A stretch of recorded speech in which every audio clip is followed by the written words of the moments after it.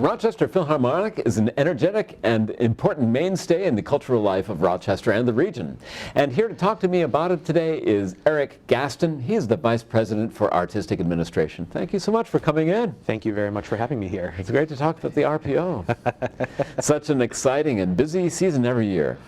It is. There is never ever a dull moment at the RPO. So if people are looking at the general offering, there's the Philharmonics and the Pops, and talk a little bit about the general sequence in a year. So we typically do. We have the Philharmonics, which is sort of the main core classical series. We do about 14 of those every season. The Pops number around nine different programs as well, and that's those are also incredibly ambitious and very production-heavy programs. They're really great to work with. But then we also, I guess the RPO does around 150 concerts every season, and about a third of those, though, are community engagement. So we have what we call around the town concerts, where we go to where we are hosted by various congregations and other community centers, and they're very generous with us, but it allows the full orchestra to be out in the community and playing out there, not as we normally would be at Kodak Hall, but to see us in a different context. We also send a lot of ensembles out. We have our education concerts, which are normally in the second half of the season. We have our primary concerts, intermediate concerts, which are sort of grades 4 to 6, and then tiny tots, which are for the really young kids. We basically have 3 different programs for those, and between those 3 different programs, we have about 17,000 students who come to see those concerts. But then, of course, around holiday season, we've got the Nutcracker, which that is, I've only been here a little bit over a year, but when I came here and saw what a fantastic project that is, and that we've been working with Rochester City Ballet for so many years on this Nutcracker, it was very rewarding to see. So that's an annual event that's always very popular. We also go out into the community to do what we call them holiday runouts, but essentially we'll go places like Victor High School or Livonia. We do Mid-Lakes, and oh my gosh, why am I suddenly blanking on the other place that we go? Doesn't matter. Yeah, that's okay. There are many of them. Yes. Right. But we go out to Canandaigua as well. Okay. Nice. But then we've got holiday pops as well. So holiday season is a huge and very busy time for the RPO. Oh my! Pretty much it's huge and busy for the RPO, September through May, and then again for our summer season in July, where again we're doing more outdoor concerts, and we'll go to Geneseo, to Frontier Field. We do an annual concert, and I think I don't remember how long this has been going on, but the RPO will often close its summer season by going to Inlet in the Adirondacks. Inlet in the Adirondacks. So yes.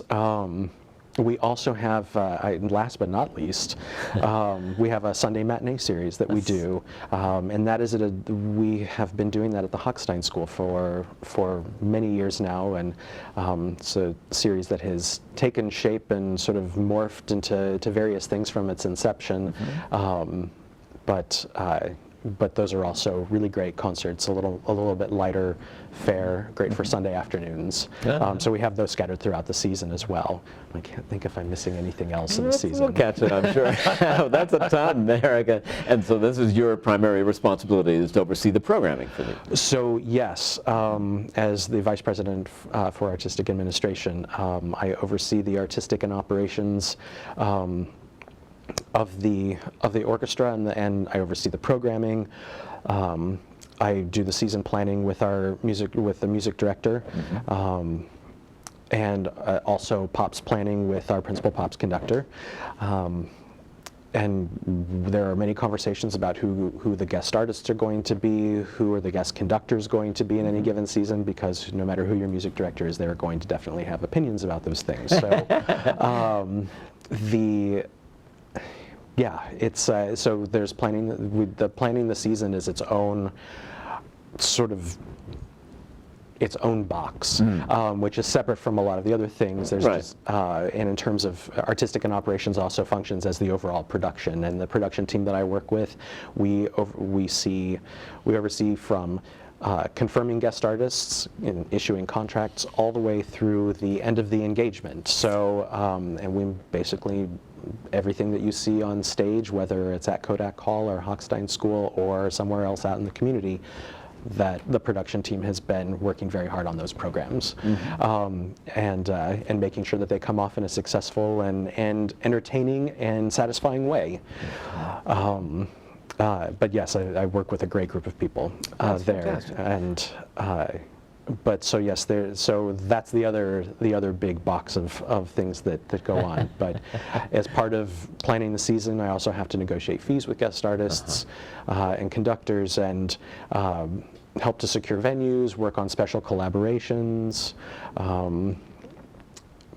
Yes, it's an exciting job. It's a very exciting job. It is always full of things to do. Full of creative people. Yeah, exactly. And how long have you been in this particular line of work, Eric? So I'm in my first VP job right now, but before that I came from St. Louis, Missouri, where I worked for the St. Louis Symphony, and I was working in the artistic department there. I was very production oriented there. I helped with some programming. But I was very much on the production end of things. I was sort of a little bit of the glue between artistic and operations. I see. So I had my foot in both camps.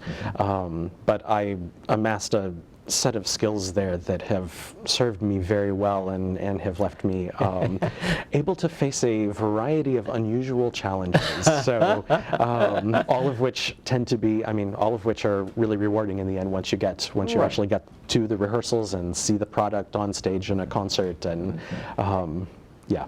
I think people would be surprised at how long in advance an orchestra has to work to plan a season. For instance, if you have a season coming up, when did you start choosing that music and the sequence of it?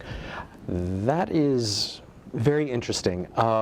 We are actually trying to plan further in advance than we have been. I would say that we try to plan. Oh gosh, this is a really good question. Let's say for next season, we started planning back in the spring. So, so we're about a year and a half. Roughly 18 months. Exactly, yes. I say about 18 months is when we're really starting the planning process for those things. And sometimes it's a little bit later. There are some things you can start on a little bit earlier, depending on what the long-term projects are that the music director or principal pops conductor would like to see. Depending on those projects, there might be some things that you go into the season already knowing. We're going to do this piece. We are going to do this particular project and work with this local group, and or we're going to bring this group in from out of town. But yeah, 18 months is about right. And what's the process? Are you listening to the pieces in relation to each other? People don't really know the mystery behind choosing which piece is on the program. So there are varying philosophies about how this is done. I try to strike the right balance between, I work with conductors who already have a very full idea of what they want to do. Sometimes I wind up supplementing my own ideas into the mix, or suggesting, as I look through the list of pieces, whether it's again a Philharmonics program or whether it's a summer program, and saying trying to ask questions that will help direct the conversation. How do you feel about the flow of this concert? What if we were to substitute this instead of this? There are also budgetary considerations in the planning, because each player has to be paid, and if he's asking for things that require a lot of players, why? Exactly. So if there are things where we need to keep the orchestra a little bit on the smaller side to keep costs down, then the repertoire is the pieces on the program are going to reflect those just another element that you have to pay attention to, and yeah, I think. That's big. Yeah, that is. I was just thinking that's a lot to think about. Yeah. But as I said, every conductor that I work with is a little bit different, but everybody that I've worked with has always been very receptive in terms of I mean, say it's a Philharmonics program, some people will come in and they already know exactly what they want to do. They understand the relationships between pieces, which is something that as an artistic administrator you think about. Yeah. This is what I grew up listening to classical music. I know the repertoire really well.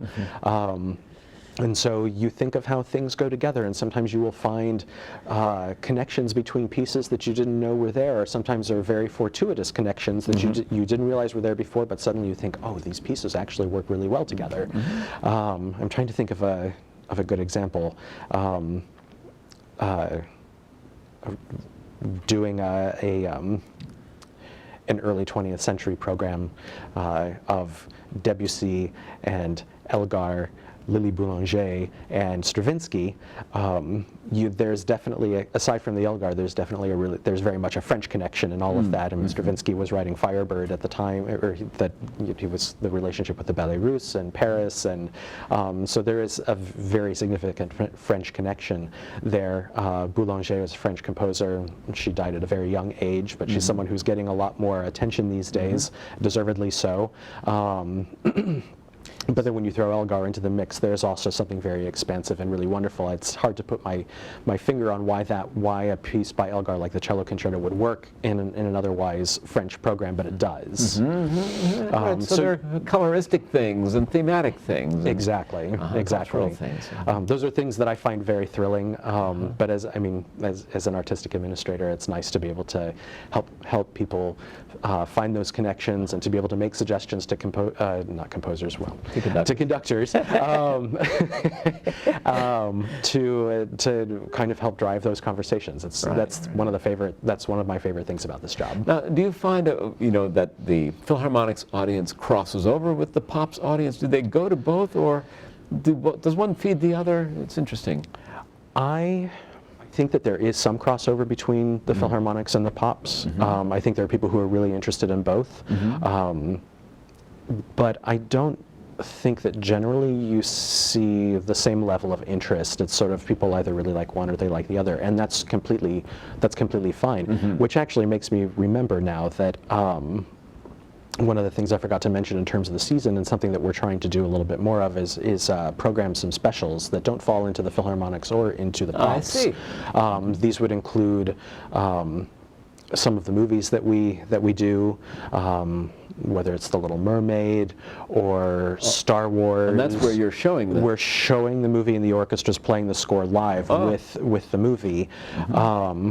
Some of those things we're doing the Harry Potter series. Some of those things have been on the Pop series, but it's not necessary to do it that way. Right. The idea behind some of these specials is that because we know that that people have a lot of varied interests, that we're trying to diversify our program offerings and try to connect with a variety of get as many people into the hall, depending on what they enjoy. I use the movies as an example, but sometimes the rock tribute shows, tribute to Led Zeppelin or music of Elton John, that sort of thing. Maybe there are people in the audience who will indeed come to a Philharmonics or to a Pops concert, but when you throw out the Elton John or the Led Zeppelin, it's sort of like, oh no, I really like that and I want to go see it. And Music of Queen is another one. But the thing that's so rewarding about some of those shows is that when the rock band's on stage, they're being backed by the orchestra, and when they say and they acknowledge the Rochester Philharmonic, the crowd goes nuts. And you might huge appreciation. It's huge appreciation. I mean, it's a real testament to what this orchestra means to the community. That's great, and any form and it turns out to be good music. Oh, absolutely. I mean, from a logistical standpoint, those have their own challenges. They come with their own challenges, but thankfully they don't require a ton of rehearsal time. They're fairly easy to put together, right. And so then when the concert comes, everybody is feeling comfortable, everybody feels prepared, and it's a really fun experience. And it's nice that the musicians are flexible enough to be able to play the styles and enjoy it. Oh, this orchestra, It's absolutely one of the most flexible orchestras. I mean, stylistically, these guys can play anything. It's true. And I mean, we see that in our Pops concerts too. Jeff Tysick will, he programs things that are a little on the jazzier side, things that are on the things that are Broadway, Prohibition, music from the Prohibition era. I mean, he and I are in an absolute agreement that you can pretty much put anything in front of this orchestra and they'll knock it out of the park. And he's celebrating an anniversary, as I understand. 25th year for Jeff? Yes, the 1819 season was his 25th. Oh, it was his 25th. Yes, I exactly. See. Okay. It was his 25th year with the RPO, and yeah, he's the program. The very interesting programs keep coming, and he's got great ideas, and he's a pleasure to work with. Well, that's fantastic. Now, tell me about the Rochester Philharmonic Youth Orchestra. I know some people get their first exposure this way. That is, yes. That is the Rochester Philharmonic Youth Orchestra is an element that I am still sort of getting to know as a newcomer to the organization. They have got their own wonderful music director, James Mick, and they have a staff who supports that. They rehearse on Sundays. And do a few concerts a year. One of those concerts is actually with the Rochester Philharmonic. It's a side-by-side where the players of the Rochester Philharmonic are literally playing alongside the members of the youth orchestra. I mean, it's also an incredibly valuable experience. They play very challenging repertoire, and they are very much able to hold their own. And I know that again, very valuable. Do school kids see RPO concerts? Yes. I mentioned briefly that we have about 17,000 kids who see our education concerts every season. I don't know how many of those people actually that they come back for other concerts. I would imagine that there is probably a substantial amount of them who do. They may not come all the time. They're not subscribers, but they are able to make it every once in a while. So, and you said those are education concerts. Are those in Kodak Hall in your home, or? So the primary concerts, which are kindergarten through 3rd grade, and the intermediate concerts, which are 4th through 6th, those are all of those are at Kodak Hall. The Tiny Tots, which is pre-kindergarten, those we do out in the community as well. We have wonderful, very generous congregations and community centers who will host the RPO and allow us to do that, and the kids come to those. They love them. Now, how about the holiday pops? I understand that's a very big thing that Jeff conducts every year. Absolutely. Yes, we actually. I think we do. I'm just trying to think. We do about 4 of those. We do 4 of those concerts every year, and a couple. In addition, there are a couple that are just sort of private events. But it's the same program, and so the orchestra winds up playing that program about 6 times, not including rehearsals. But the holiday pops, there's a great tradition that Jeff has started with the holiday pops, and that is including high school. It's basically the holiday festival chorus, and they're made up of high school students from all over the area, and they're prepared in advance, and they come to the concerts, and they add. I mean, it is great that their families come to the concerts too. They want to see their kids. Sure. And, but it adds a really. I can't think of any other word to describe it, but it's just very special. It adds a very. That's true. I've been to those. It's a very good feeling, cheerful and wonderful feeling that it adds to the proceedings at the holiday pops. Yeah, and I think they sing always on the second half of the concert. So the first half will have various elements, introduce the guest artist onto that on the first half, but then on the second half, you bring the chorus into the fold, and it's it actually feels very much like it's the Rochester community for those holiday pops. Yeah, that's very exciting. So now playing orchestra with film, that's got to have its own challenges. I mean, besides the projection, but how about the coordination? That's challenging, I should imagine. So Of course, the orchestra gets the music well in advance, but there's an entirely new there is an additional technical element that goes along with that too. The movies are often they're basically, we purchase them as packages from agents. I see. And as part of the package, they will also send someone who will help to run sound, someone who will help to run the film. I see. So there's normally sometimes it's just one person. It depends on the film, but it's normally about two people who fly in as part of the package, and the conductor who follows the cue. The conductor, well, yes, the conductor preparation. This is something that even a decade ago, I wouldn't have imagined that I know that movies have, this idea of orchestras playing the live score with film, it's been around for actually quite a while, since the early 90s at least.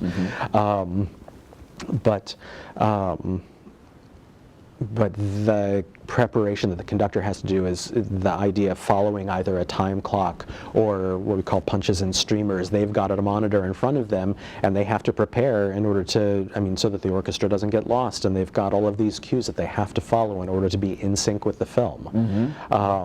And those projects can also be challenging for the orchestra as well, because some of that music is not the easiest. I think of something like The Empire Strikes Back. And you're playing it in the dark, basically. Well, yeah, they've got their stand lights, but I think of the first half of that film, there are two major battle scenes back to back, and the orchestra has about less than a minute of rest in between the two. And these are substantial, extended scenes, and people don't realize that those would have happened in the studio, and they would have done that cut and then gone away, and then the editor puts all that together with less than a minute. Exactly. Exactly. When you think about it, they were recording all of those things on different days. They didn't have to play it all together. Right. So and again, it's a testament to this orchestra that they're able to make those make those things work. It's exhausting, but it's again very rewarding, and when you see the people in the hall, that's also it's great to have people at those concerts and being so appreciative of what's happening on the stage. And with the movies too, I find that the comments that I always get is that people think, oh, I know this movie so well, but hearing the RPO play the score live with the movie, my ear is more attuned to the music than normal, because when you're watching the movie, the sound is mixed in such a way so that you're aware of the music at various times, and other times you're not really. But here, in this case, you are hearing every note. It has full impact. Exactly. Well, it's so interesting now about that Sunday matinee series, because that really has grown nicely, hasn't it? Yes, it has. I think that if I remember correctly, that started as it was called Symphony 101. Yes. In its initial go round. It was, and that was I think then music director Christopher Seaman. He was the one who came up with that idea, and it was he did it as sort of a lecture presentation concert format, and it wasn't anything too lengthy. A lot of it was core repertoire, but it was a great way to bring audiences on board. And classical music isn't so scary. There's a lot of really familiar tunes here, and here's ways that you can approach that. And I will admit I'm a little foggy on how things have morphed since then, but it at some point did become the Sunday matinee series. The conductor does indeed speak to the audience. That's still part of the format.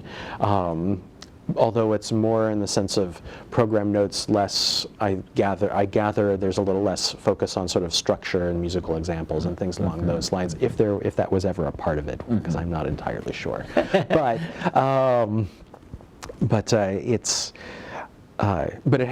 the thing is that it has a loyal following. There are people who love those concerts, and that's great to see. We're going to continue to try and improve on those concerts, and quite a range of music on there. It is.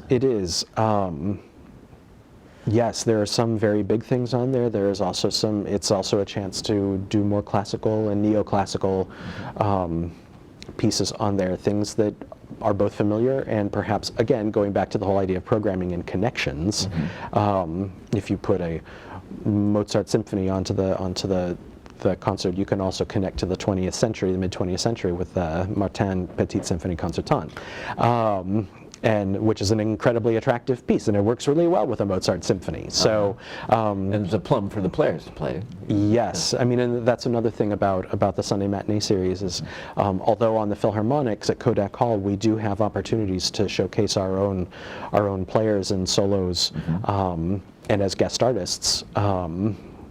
But the Sunday Matinee series gives us further opportunity to do that, which is great because, I mean, when you have only 14 Philharmonics to work with, right. You like to have the additional concerts to say, hey, look at this range of talent that we have in this orchestra. And are you actively seeking new members for the orchestra, or how do auditions work? It must have some turnover, I should imagine. We do have turnover.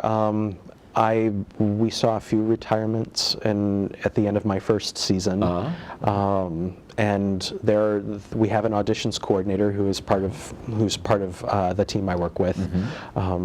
And recruiting nationally? Recruiting nationally. There are some auditions that are done locally. The structure of the orchestra is, it's not complicated, but it's perhaps there's a little too much minutia involved to really go into the difference between the national and the local auditions. But yes, absolutely. Depending on the nature of the position and the length of the position that we're looking for, we will do an audition locally, but we have plenty of national auditions. The auditions coordinator is out there working with the American Musicians Federation and finding just the right player who can play the styles and exactly fit into the family. And we get plenty of applications for these positions, and we get plenty of great response for these auditions, and I mean, we are even in the current season we've had a handful of new players start already. So it's great to have I mean, you appreciate the things that the retiring players have brought to the orchestra for many years, and then you continue the legacy with the new players, and I don't know, that's a nice way to put that. Yeah. And now, if I love the RPO and want to become involved, can I volunteer? Yes, absolutely. We have the Rochester Philharmonic League, which is essentially the volunteer association, and the best way to find out more about that is either to call our main line, which is 585-454-7311, or one can go to the website, which is rpo.org, and to find out more about how to get involved. But we are welcoming of anybody who is interested in volunteering, ushering, anything that they would like to do to help support the orchestra in that regard. Well, it's a wonderful, energetic, and ambitious, and enjoyable, and entertaining, enriching season. You know, you must have your hands very full. So, thank you so much for joining us in the spotlight to talk about it. Thank you for having me here. My guest has been Eric Gaston. He is the Vice President for Artistic Administration for the Rochester Philharmonic Orchestra here in Rochester, New York. Thank you so much. Thank you. It's been great.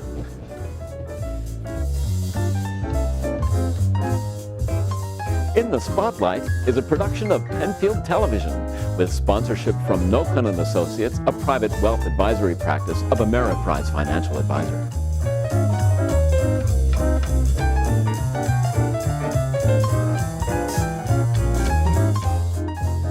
If you enjoy this program, please find us on Facebook, like and share the program, and find our full playlist on YouTube. Thank you so much for watching.